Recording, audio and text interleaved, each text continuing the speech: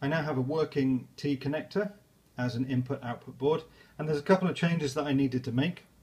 The first one is I actually had to make a change on the joystick panel.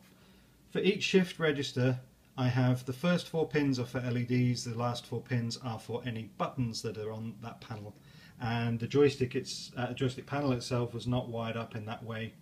The reason why I did that was most examples that I've seen of how to use shift registers for inputs and outputs has one shift register for LEDs and one shift register for the inputs for the buttons. But on these small perf boards, space is kind of at a premium, and it was getting very crowded when I did try to do an 8 button and 8 LED panel. So what I did was I cut this down to 4 buttons and 4 LEDs. The joystick wasn't wired up like that, so I had to make sure that that was the case.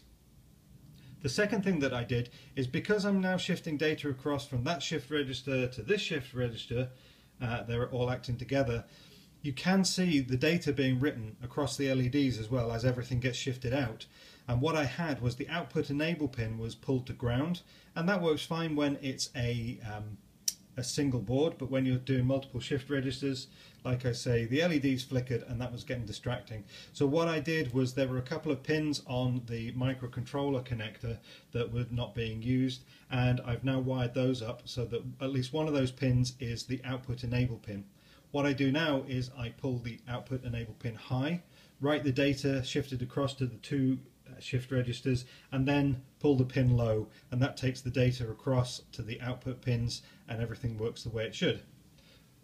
With that all said, let me just do a very quick demonstration that the code is now working. So that means data is getting from all the shift registers in the correct way to the microcontroller, and the microcontroller is managing the LEDs.